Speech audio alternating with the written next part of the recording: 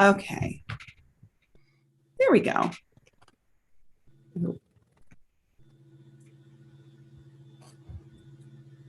All right, we're going to go ahead and get started.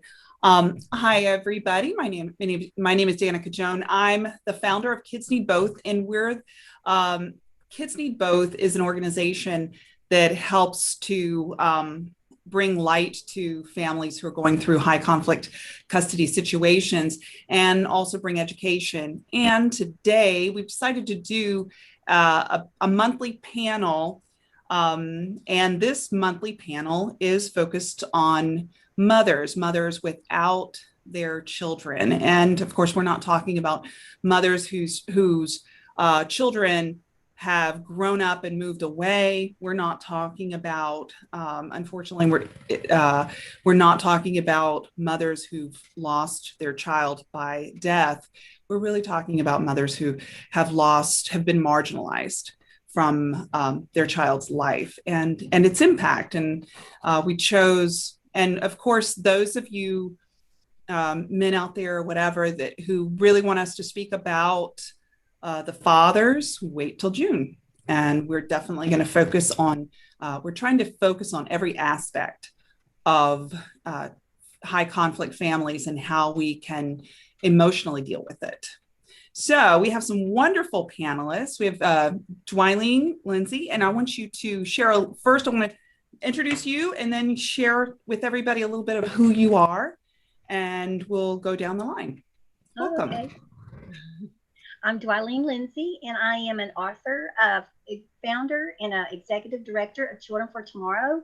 We started our organization in 2009 because of 4 children that were going through emotional abuse, which I thought at the time that's what it was called, and later learned that it was called parental alienation. So we have many different programs for different people in the family. We have a court-appointed class for people that are going through divorce and custody cases. And we also have a program that goes into the school districts for the teachers and educators. And we have a children's course. And then we also have a program that assesses, diagnoses, and we give a treatment report, and we do the treatment for families in high conflict cases. Wonderful. Thank you so much. And I know you do some great work with families, trying to bring unity into them. And all right, so I'm having a little bit of issues here with the streaming service. Okay, so go ahead, Linda. Linda, thank you for coming. And I see that you're from Missouri. And right. Missouri's doing a lot of good things. I know in the courts, as far as equal shared parenting and things like that. Share a little bit about who you are and how you want to contribute to the conversation. Okay, well, Linda Reitzel, and when my son went through divorce in 2014, I realized how adversarial the system is in deciding custody on children, and how they like to pick winners and losers. And I think that's wrong, because children end up being the loser. They deserve equal time with both parents. So I got involved with National Parents Organization and involved in Jefferson City, which is our capital, trying to educate and advocate for equal shared parenting in all circumstances, unless there's, mental illness or domestic violence or some kind of other factor, which can always be brought in front of the court. Thank you for coming. I appreciate that. We've got a lot to talk about. Monique Mason, share with everybody who you are. Yes, hello. I actually have a background in engineering. That's where I started. Met my ex-husband in university, and it turned into a very tumultuous divorce about 20 years ago. I did become alienated from my own son. My new husband became alienated from his daughter for 15 years. So I have a lot of experience and background in this. As a result, I completely switched careers. Started a company, Pathways Family Coaching, which I now co-own with Jenna Noble. And we have a wide variety of resources we offer to parents. There's online education programs. We work one-on-one with parents all the time. We collaborate with lawyers, mental health professionals. And finally, probably the service we're most proud of is our timeline. We have a digital timeline service in which we help parents document what's actually happening in their families and look for patterns of behaviors over time. Wonderful. You know, a lot of us we get involved in this area of society because of how, from the pain that we've gone through. And there's so many people that, it's certainly understandable that when you found a space of healing that you never want to visit this area again. But I'm grateful for those who did choose to continue and become professionals and advocates in the organization. Let's see here. Dawn, introduce yourself. And you're on mute. Sorry, I was sharing it out. Okay. Hi, I am Dawn McCarty, and I am the National Parents Organization Chair for the state of Florida. So I work with Linda through the national organization, but on a state level. And I'm also a board member of Kids Need Both, which is what I work with Danica in creating this platform, Hope for Families, so that we can offer a better alternative or new alternatives, improved alternatives to help families going through such a difficult and conflicting time. So we want to ease that, make it easier so that there's less conflict. And it ultimately helps the children be able to have access to both parents. So, and on the side, I also am the CEO of Securing Everything, and I have an academy on Safe at Home, which is keeping families and specifically children safe at home, and other aspects, such as in the online world, the virtual world, because children are vulnerable in so many different ways. And it's just kind of a whole circle of ways of protecting children. There is, and there's a lot of concern about the safety of children, and we're dealing with high conflict custody battles. I'm sure that all of you've experienced this situation where there's finger pointing. There's suddenly in a custody battle, there's never a history of arrest or domestic violence, but suddenly when everything breaks loose, then there's finger pointing. There's the child's not safe with the child with the other parent and things like that. And I'm not saying that, even coming from a perspective of let's just assume that the person truly believes what they're saying. A lot of times when you truly believe what you're saying, you're going to do whatever it takes to protect that child, because you're in an emotional state of survival. And I've seen that. And I think that it's sort of like sticking with that foundation of children having a loving relationship with both parents, no matter what we think of the other parent. It's important for the child. And I even tell parents myself that children, even if our ex had behaviors that we find that were so unacceptable that we had to leave the marriage and stuff like that, a child is going to be exposed to certain behaviors. So how can we navigate and teach the child the power to choose those things? And I always, as a teacher, we call it examples and non-examples, and yet both are very valuable. So tell me a little bit, because our topic is talking about children, mothers who, how do they deal with a situation where they've been marginalized? They have little or no contact with the child. What do you have to offer some of the participants here on dealing with that emotionally, or maybe even taking action towards it? Are you talking to me as far as? I'm talking as a group, yes. Well, I think they really need a support group. I think that's really important to have a support group to call upon. And people that are in the support groups, usually there's different degrees. People are in different stages of their life, so they can kind of give an example too. But the most important thing, I think, is the support group. They just need that support because most of the people don't understand what they're going through. You know, that average world out there do not understand it. I have people that call me all the time and they'll say, you know, my story is the worst and the worst. I say, well, just tell me, you know. And so they'll start talking. And when they start talking, they realize that I know what they're talking about. And some of them will just start crying for, you know, 10 or 15 minutes because finally somebody understands what they're going through. And I think that's important to understand, you know, for them to feel like they're not alone. So it's interesting you say support groups, because the thing is there's a broad range of groups out there.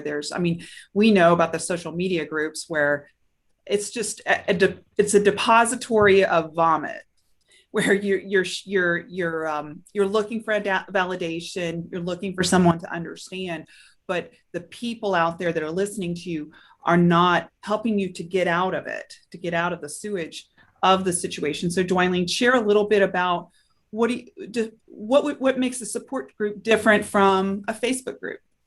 So I is in support group somebody that they can trust, that they can talk to, that will listen to them non-judgmental. You know, like when they call my office, you know, I listen to them. And, you know, sometimes I spend hours on the phone with them, but I know that it's necessary because that just gives them a little hope. It gives them a sense of I'm not alone. And just sometimes it just helps, you know. So I'm just saying, like, you know, like maybe a one-on-one type support. You know, I'm not saying a support group, you know, but I'm saying a support system, I guess you would say, is what they really need, because they just need to let it out. Sometimes I just let them talk, and you know, and they just feel better. And so I think that's, you know, really they need counseling, but a lot of them, by the time they get to some places where they're at, they have no, you know, resources. So, you know, we have a few of our therapists that work with us, and they'll do sometimes free. And if we have scholarships, we will, you know, donate to that person to get some free counseling. Yeah, I get what you're saying. It's so important that they're surrounded by people that care, that are not necessarily villainizing the other party, and because that's important, that they not get in a state of mentality of we're all against the other person. It's saying, how can we make you stronger? Right. And I think that's definitely a process that we all go through when we're walking through this high conflict situation, because all we know is we're being bullied and hurt and betrayed by somebody that was an intimate partner, and now they're telling our deepest, darkest secrets and even twisting them around to hurt us through our children. And it's hard to see any good in that kind of person that does that. Yeah. Anybody else want to chime in? Monique, Linda? Yeah, I can chime in because I know, like I said, I started going through this process over 20 years ago. I hadn't heard the term parental alienation until I was already alienated. So, you know, I was very confused. I was upset. I went into a deep depression. But I found the real healing started was when I started educating myself. And I started doing that, you know, when I went to my son's graduation. He was actually in a different province. I'm in Canada.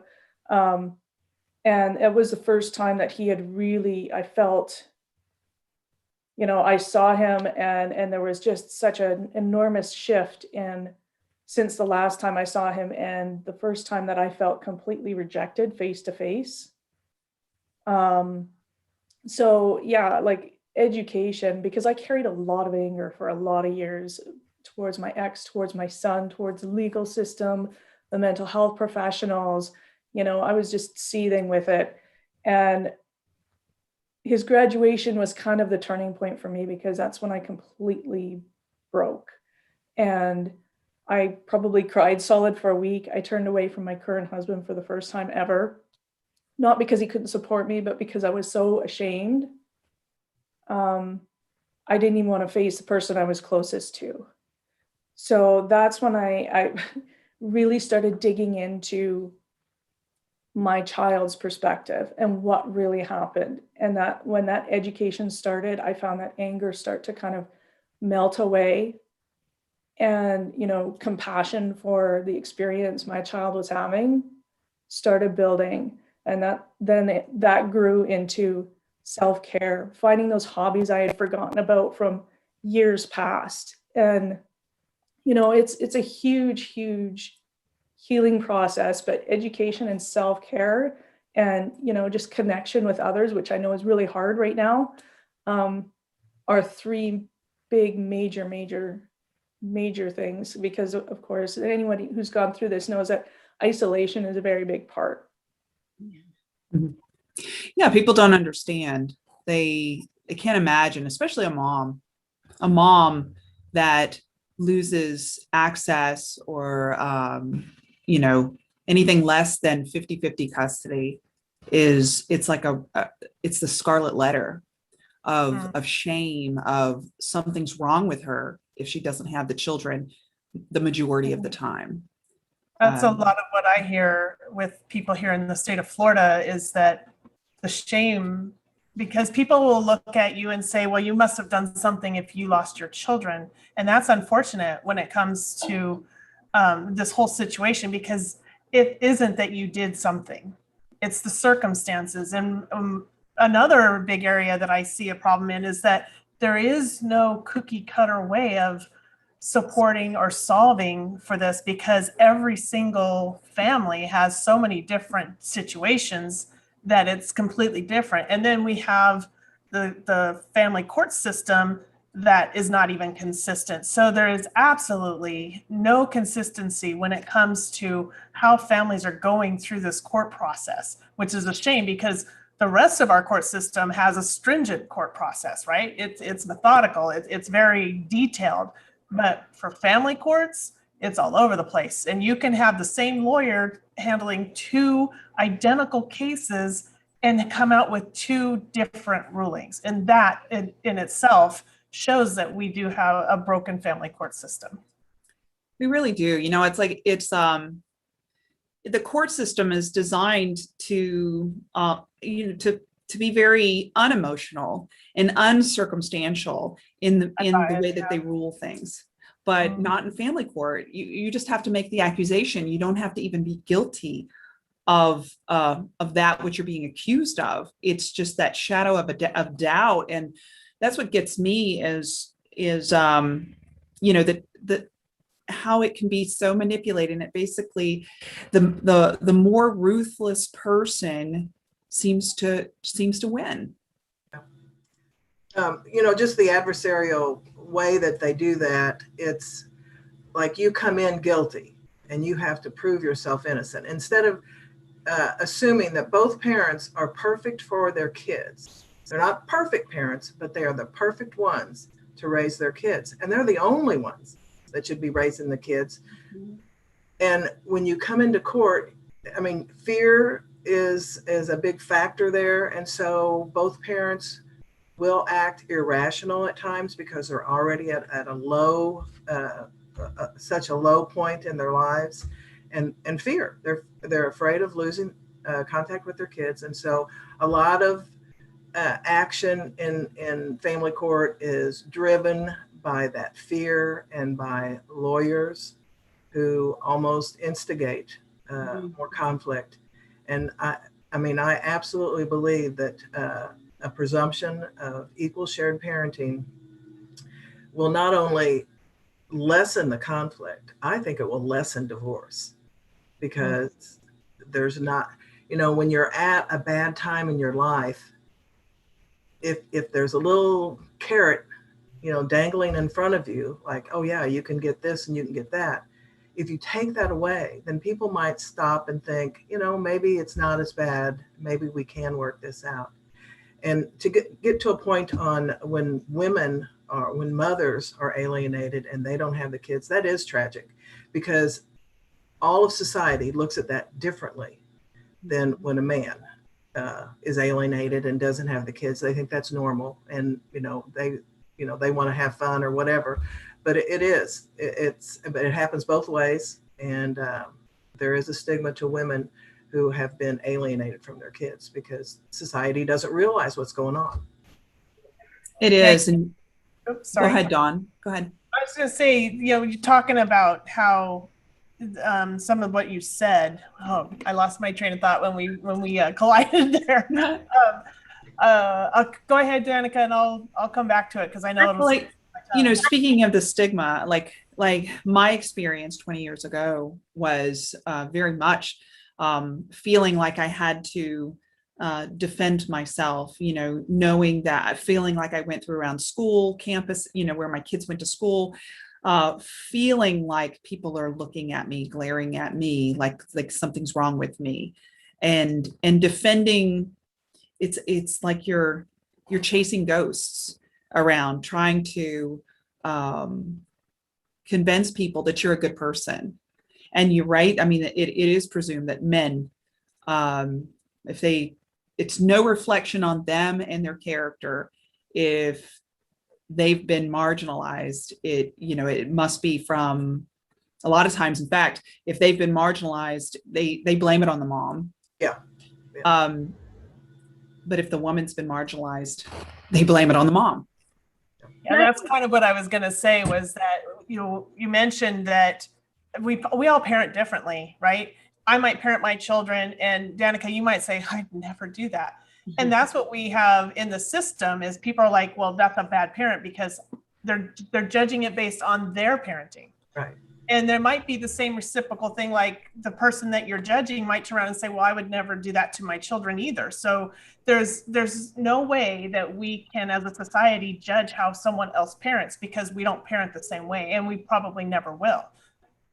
As long as there's not danger for the children. Exactly. Those children need equal time with both parents. Because But I think too also is we just need to educate the public, because a lot of times if the public understood what was going on, they wouldn't start judging too many people. If they really truly understood that this mom is really not doing this, and this is really what's going on, if they could understand the dynamics. But most of the people don't understand the dynamics until they get into the situation. And even we have interns in our organization that work with us with the CFAP program, and they will tell us, they'll go, we're scared. We haven't learned any of this in our classes. And I said, you won't learn this in the classes. And this is why we have an internship program, because these people are learning and they're going along with us as we assess and diagnose these different families, and they're learning, and they're going to be going out into the world so they can see it. But a lot of times when we did a training for mental health professionals, the mental health professionals, some of them were like 20, 30 years in the practice. They didn't even know what parental alienation was. And some of them knew, they saw it when we started describing it, but they go, well, we don't know how to treat this.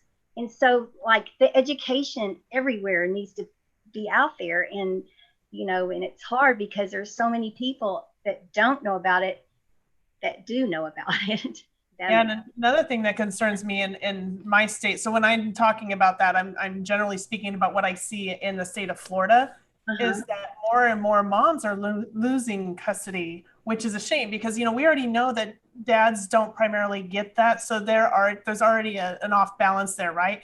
But what happens when moms and dads are equally left out? We can't get to that point, because then we have half of our society, our children are parentless, because there's now this equality as far as being courts removing parents from the home. So moms, we need to stop it now before that actually does get worse. Well, I know when we assess, believe it or not, we have more dads than moms that are alienated. It's really crazy. Yeah. But I personally blame it on the judges.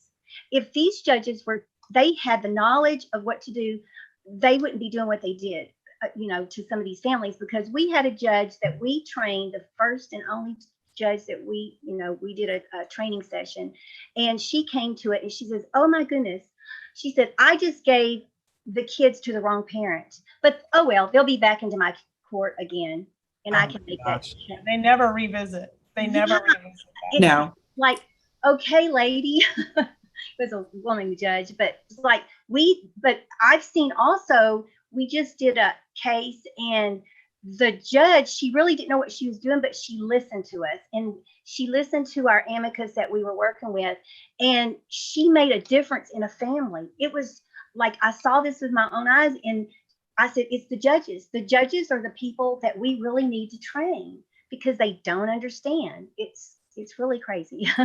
And you're saying, and you already said that many of the mental health counselors, the school guidance counselors, like all these people who have a background in mental health, they don't get it. They don't recognize that, I mean, and this is something I learned as a guardian ad litem with foster system, is children will protect their abusers. Yes. Children do everything they can to get back into the home of a parent who's abused them, and they will protect them. So how is it that suddenly a child who's caught in the middle of a custody situation starts out of nowhere saying, mommy's abusing me, and they're they're not afraid of that. Right. So there should be a red flag from the mental health counselors. Say, wait a minute, the standard is children protect their abusers. Mm-hmm. So who's the abusing parent in this situation? Go ahead. Sorry, I was going to say we have to be a little bit careful with that, though, right? I agree, children protect their abusers, but I do also think that children will reject a parent for legitimate reasons. I did myself. I've been in that position. So I think we have to be careful, because when a child has a parent or a parent, you're talking about two comfortable places to go rather than a strange place like a foster home versus someplace they know that's abusive, right? So although I think, I get what you're saying, and I'm not saying that it's absolute in all ways, but in the context of no past history, and then suddenly that the parents are battling, and then the child out of nowhere who had a history of you saw that the love between them, and then suddenly abruptly it's not there, and they're now declaring all of this, and they're very aligned. And the thing is, parental alienation, very much the perpetrating parent, from the eyes of the child, is incarnate, perfect, like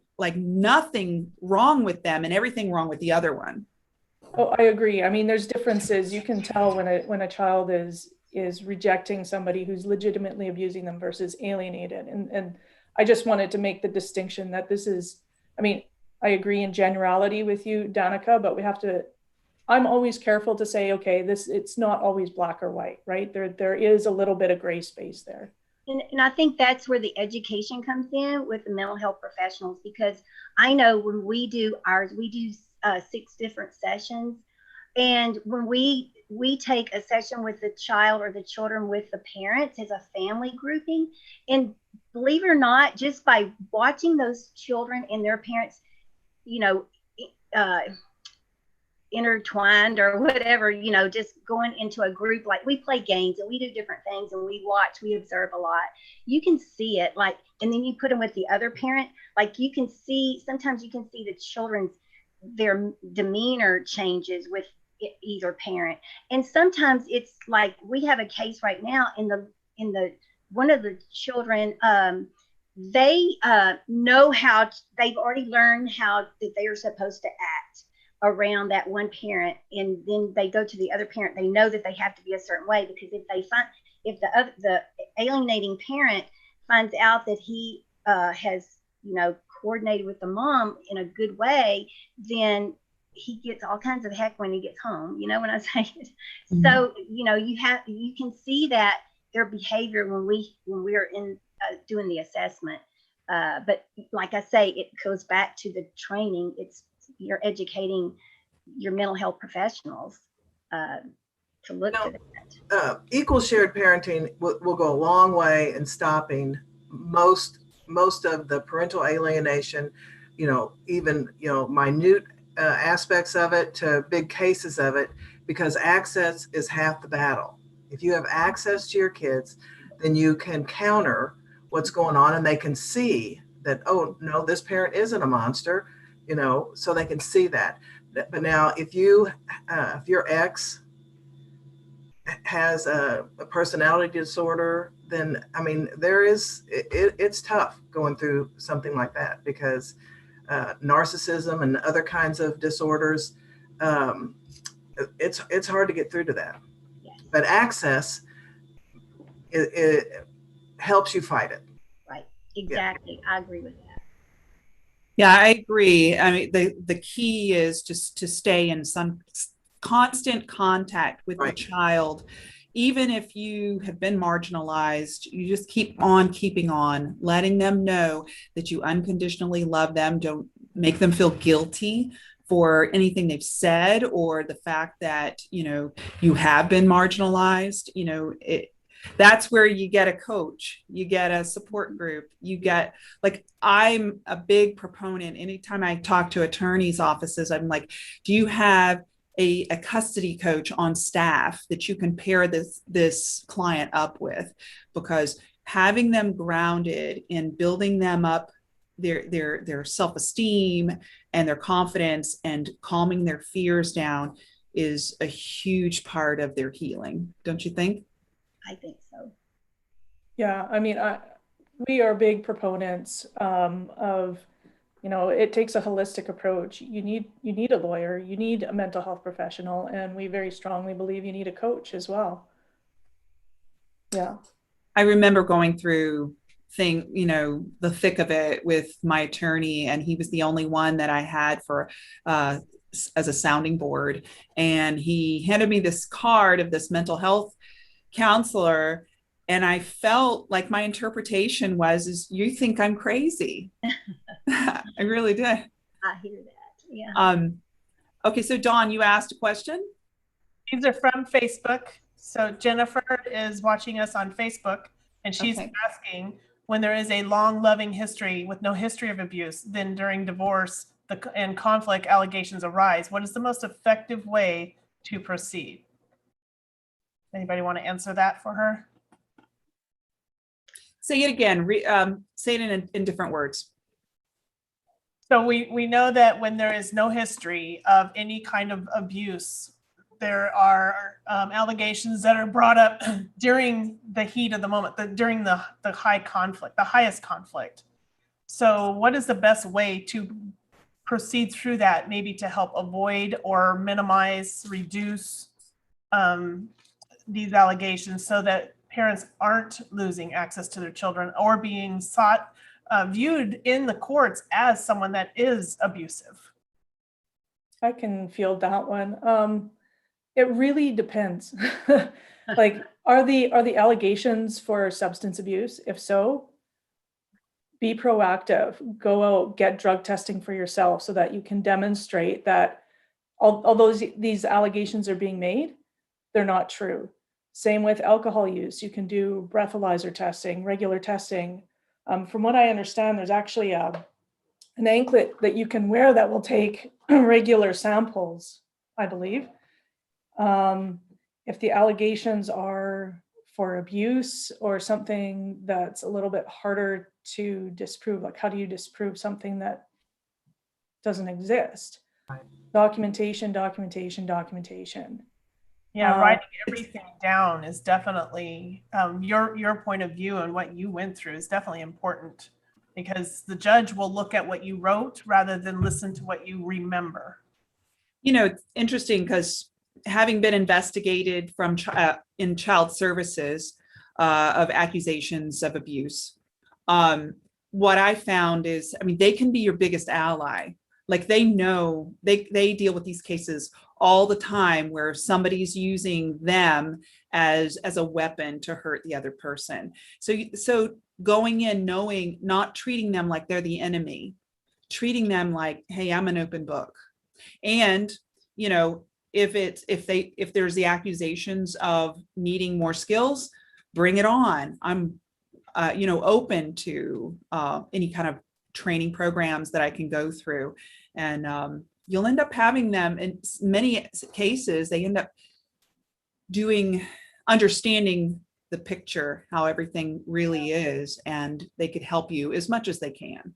I think it's important what you just said too, is that you're going to attack the allegation, not the other parent. Mm-hmm. Go after you could come in with facts, attack what is not factual, prove it wrong, but don't attack the other parent.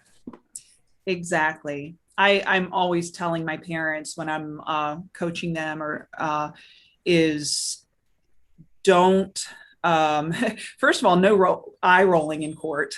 Don't do that. And there's cameras everywhere and microphones. They will pick up even the slightest little snicker or grin or whatever. Don't do it. Straight face. Right.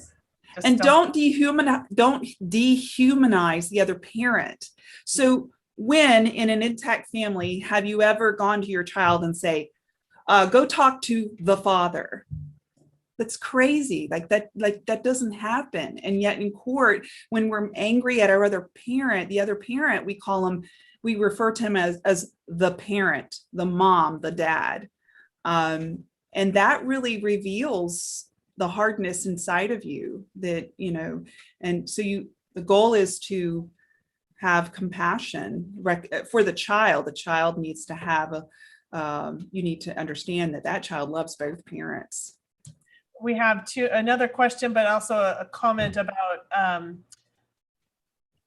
basically on therapists. So when you're seeing a therapist and the therapist is actually not seeing you for who you really are, because this happens a lot, right? I think we've heard this over and over again, that they're portraying you in a way that you can't even identify.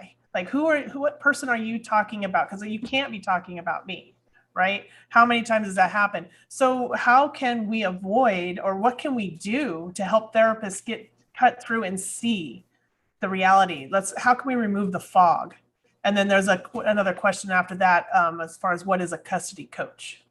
What is a custody coach? That's a good question, because that's something custody coaches, also co-parenting coaches, divorce coaches, they're all in the same genre of helping someone.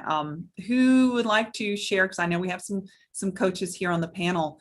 What are they, and how can they help an individual?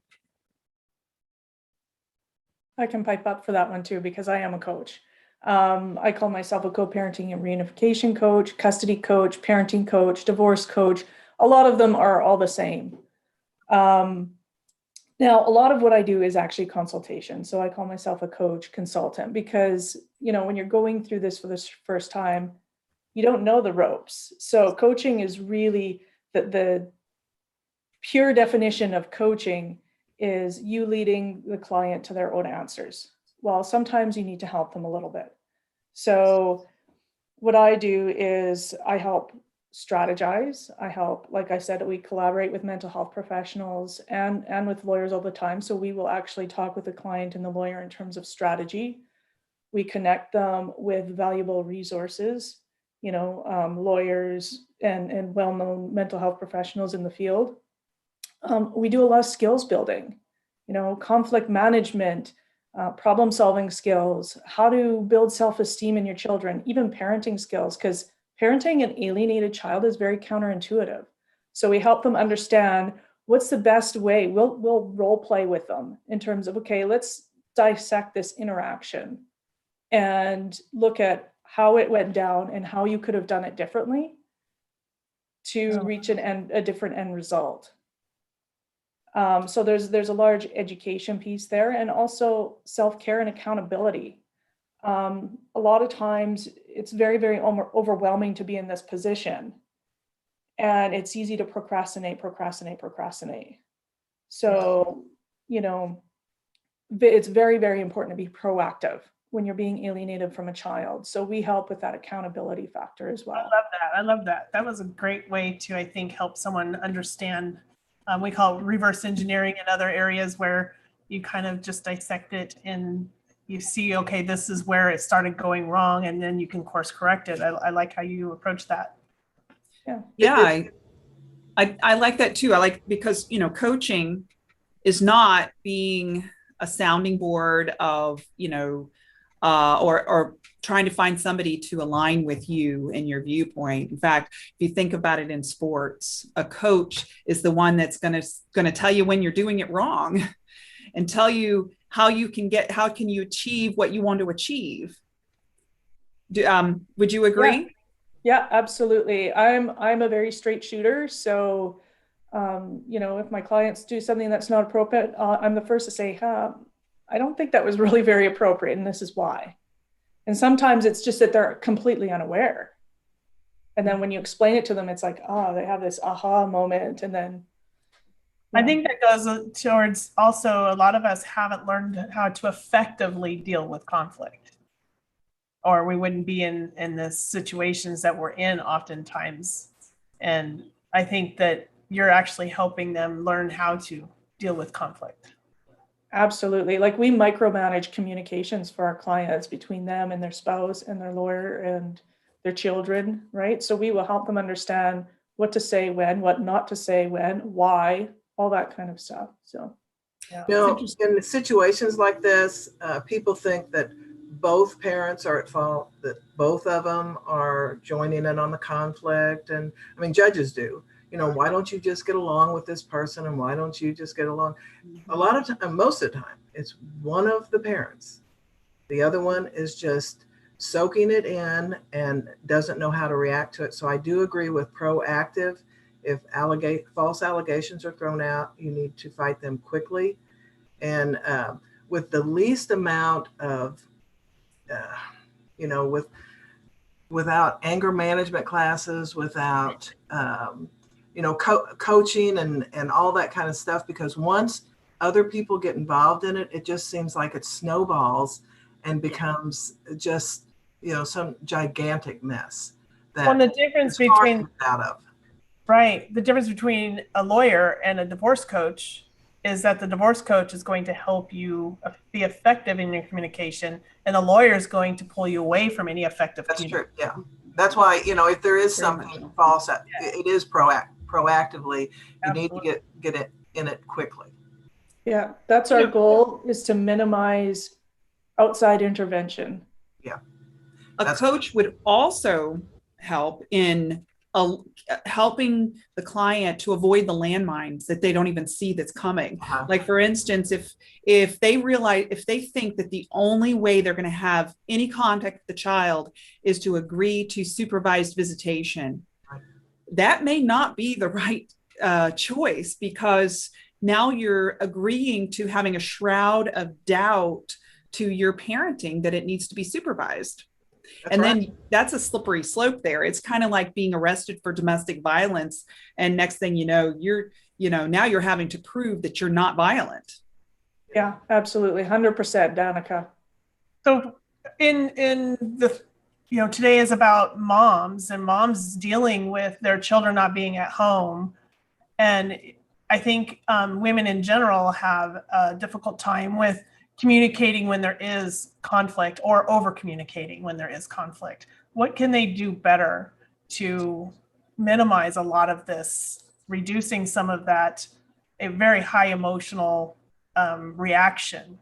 Is there things that they can do differently?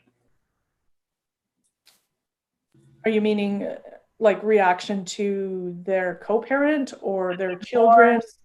As the divorce, you know, however the divorce is progressing and the conflict is just rising and rising, what can they do differently rather than fueling? Because sometimes I think we end up fueling the fire, even though that was never our intention. Yeah, I mean, you can, like, as you're going, because both parents are scared of losing whatever, children mainly. That's what most of the money is spent on custody battles. Go in agreeing with the other parent that, yes, our children love us both, and we still have the responsibility of parenting this child, you know, and talking it over a little more thoroughly. Now, once you get in with the lawyers, they might, instigate more conflict. But I think the more they can talk to each other and just put their children as their main focus, I would think that would help a lot. And if we would just change the adversarial nature of it. Yeah. These people who are going through divorce are not criminals. They just cannot get along. They just cannot parent together in the same house. They can parent together, but not in the same house. And there just ought to be a nicer, easier way that we would automatically know that the child will stay with each parent equally, an equal amount of time. And rising above that pain, I think, because they're hurt. And what do we do when we're hurt? And also, what do you do when you need to protect your children and you don't want to lose your children? We would fight tooth and nail to the death to protect our children on both sides. So I think another thing that I think happens is when you go into court with this emotional reaction, it kind of acts against you because they think you're out of control. You must be the one that's, not good parenting or whatever. So you get labeled as the unstable parent, but you're just acting like a human being as far as being a parent, because I know that's what I would do. I mean, there's situational anger, which is normal.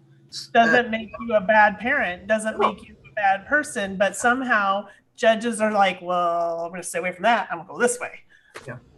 Yeah. I mean, I think communication is key. Absolutely. I agree with you there, Linda. But when you're dealing with severe cases of alienation, you're talking about a parent who's personality disordered, and they can actually suffer from delusions.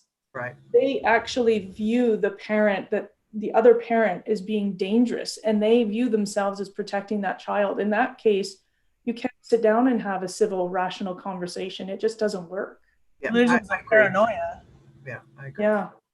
Exactly. I mean, I've seen this in a recent case I had. You can tell that mom really cares about the children, and the dad really cares about the children, but they're letting their reality cloud what really is, and protecting the children at all costs from this evil other parent.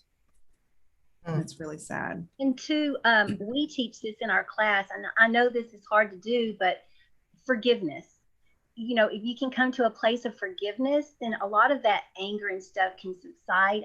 And I know when you're dealing with an alienating parent, they have the personality disorder, so that's never going to happen with that side. But if the target parent can learn to just understand some of the behaviors that these parents do, that it comes from their childhood. And that's how we teach in a lot of our classes. If you have an understanding of why somebody does something, it kind of puts the hate and anger and all that kind of down a little bit. Yeah, because now they have a little bit of compassion. And I'm the child in this scenario, so I look at one of my parents with that, and then I learned as I was going through the process of figuring out what was true and what wasn't true. Mm-hmm. And I was very angry with the other parent, but as time went on and I started recognizing what I was dealing with, I realized that they were also dealing with that from their childhood. And it has brought me to a place of understanding. Not that I have totally forgiven everything, but the process is in the play. And I think you have to get through all of it before there can be 100, 100%. I don't know if it'll ever be 100%, but there has to be total disclosure, because one little thing will reopen the worm or reopen the wound. Uh-huh. So I think it is a process, but I have a lot more understanding and compassion because I can see now that transgenerational, that it didn't start with them. It started before them. And before that, it's generations I can take this back to now.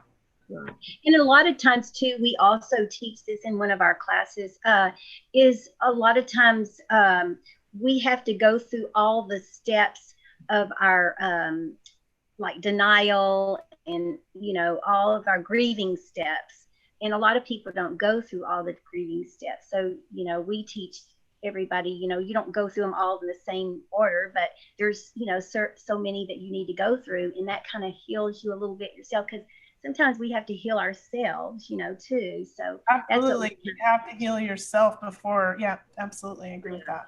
Yeah. I have a question over here, and she says, how can I find out if I have grandchildren, and do I have any rights to them that would be in South Carolina, Georgia, or Colorado? She's in Florida. I don't know if that's a question that we can answer right now, but no, I think that would take like private investigation. And in Florida, the laws are different for grandparents, so it depends on the state that you're in and the state that they're in. Got it. Okay. Same Missouri. I mean, it's the same way in Missouri. Grandparents really don't have a lot of rights, but I have seen, like, if one of the parents dies, the judge would say, okay, you have to have some visitation through the year for the grandparents. And I think that they do want to try and keep children with family members. Yeah. For the most part, not all judges, but I think most of them do want to keep the children with their family. So that's when a grandparent might be able to come in when there is no other parent available. I think in Texas, they have so many days or months to connect with those grandchildren or take it to court. That's here in Texas. I've spoken to a few grandparents in that. Yeah. Okay. So we're coming down to the last 7 minutes of our panel discussion for the month of May, and I really appreciate each one of you coming in and sharing of your time on your Sunday afternoon to be here for families, because truly, like when I posted this panel discussion event happening, I had a man posted, he really didn't think that there was any existence of women being the marginalized parent. And truly, we know from personal experience and stuff like that women can be marginalized in the right circumstances, by a system and so forth. Before we end this, I want to bring in Nathan. Nathan, there you go. This is our technical guy. I don't know. He's part of Kids Need Both, and he's helped us to create our community called Hope for Families. And one of the reasons that we're doing these panels is to introduce each one of you as professionals to Hope for Families platform community, and how it can be of service to individuals. So Nathan, go ahead. Hi, thanks everyone for the great discussion. One of the things I kept hearing coming up over and over in the conversation was education for judges, education for parents. This is an education platform that Danica's built, and it's really all about collaboration, because the reason we're doing these discussions is because we found that when we work together to create the conversation, when we work together to distribute media, when we work together to share opportunities, is when we can reach larger audiences. That tends that the social algorithms of Facebook and Instagram and what have you tend to favor things that are organically well supported. So we've created Danica's community, Hope for Families, really as a collaborative space for professionals to work together, and also to really establish this umbrella for credibility, and then partnering with the various other organizations, because everyone's doing a different piece, right? Some people they're impacting the laws, the legal components through the advocacy. Some people are dealing with people coming through the court system. Others are just making documentaries and great content. And it really works to work together, because ultimately, to have the conversation work in the most holistic sense, we all have to work together, and we have to do what we're good at. It happens, I'm good at technology, but Danica's really good at pulling the whole conversation together. So like, each of you has a piece of the puzzle. And if we're really going to impact this conversation so that way kids can enjoy relationships with both of their parents or some, and you know, I get that there's like outlier circumstances and that's some things are not always possible, but whatever is the most ideal situation for children, like I get that that gets to happen and there gets to be healing from generational trauma and people's families and patterns that continue over and over again. And, you know, there's so many different places to impact, right? And some people are even taking on like coaching relationships while the relationships are still good. So hopefully, you know, because prevention is, you know, they say in holistic medicine, prevention is worth, was it worth like a pound of cure or an ounce of prevention? So like that's, you know, that's the type of stuff that I think really works. So I guess what I'd like to invite is to stay in conversation with Danica. If you have curriculum, to inquire with her how to add to the platform. And let's work together and build the types of teams that are needed to really make this thing a movement and make the transformation that I know is necessary for families and kids alike. Yeah, and that's really our whole goal at Kids Need Both, is to use this platform to cause the effectiveness of the professionals that are out there to make a difference. That means to showcase the programs that Dwylene, that you have, and the coaching that Monique has, and Linda and Dawn, like all of this. I don't need to be. It doesn't need to be about me. It can be about we, and that now. You've got one place where I can recommend somebody in Wyoming or Canada or whatever. And we also have a learning management system component and live support groups on this platform. It's we haven't gone, it's in the pre-launch stage right now, but what we're doing is we're inviting the panelists to come and be part of creating the content, and also have an opportunity to have a presence on the platform with their courses and so forth. Yeah, what is the website? So it's hope for the number 4, not FOR, but hope for the number families.net. And we'll, Danica, if you could put that in the chat. The strategy now is to fill the platform with content. So events, groups, e-learning. So we fill the platform with content and then we throw a party. We'll have a big conference. And so, you know, we invite you, if you want to be a part of this, you know, bring the best of yourself to it. Once we get the platform filled, we're going to have a party, and the party is going to be a big conference, and we'll involve the organizations and the groups, and we'll bring a bunch of people to this. So it's really about creating exposure together. And, you know, right now we are in the stage of bringing the core members of the team and the community. So if you're interested, you know, please be in touch so we can get you set up and empower you to win at what you're up to. And if you have events out there in social media, just so you know, speaking to our panelists, they're probably in our platform right now, because we're populating our directory, our calendar with all of the events that we're able to glean from social media and from our professional relationships. And we're also we have a directory of professionals, also and agencies and stuff like that, that are there for the parents to come and find what they need. So, all right. And it is 3:00. So we made it on time. Good job. Thank you so much for being part of our panel today. It's been wonderful. And I hope that our participants have learned a lot from this. Do you want to end the broadcast live, and then let's see if they have anything else they want to talk about before we end?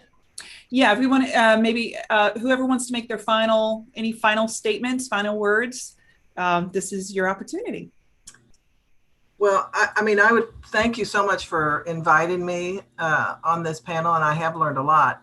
I just want to reach out to parents who are going through divorce or going through separation, and I want them to realize that their children, they need to believe in the goodness of their parents. They need that so bad. It gives them comfort, it gives them contentment and self-esteem. And if at all possible, just be nice, because children need to love their parents and need to think that they're good. So that's all I want to say. That's right. Oh, and somebody made a comment. How do we get a hold of the panelists if we're trying to reach them?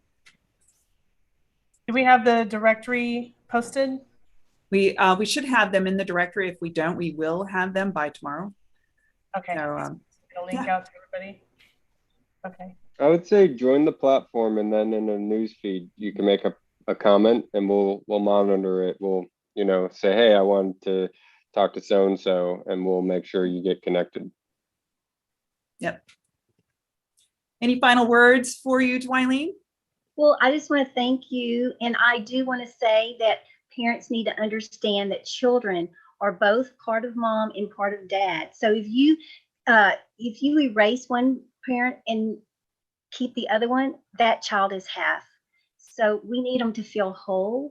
And so that's what I would say to parents out there. I'll second that. Yes. I'm here. And Monique. Yes, I just want to thank you for inviting me today, Danica, because I know we didn't meet before today. And I love what you're doing in terms of the collaboration. I think it's absolutely key. My business partner, Jenna Noble, and I are all about collaboration. So I think we'll be all in. Awesome. Yeah. All right. Well, I'll be in touch with each one of you this week, and and we'll talk further. Thank you, everybody, for joining us for this May panel discussion, and stay tuned to June. June is going to be more focused on men. So we'll talk to you soon. Have a great afternoon. Thank you. Thank you, ladies. Thank you for joining us.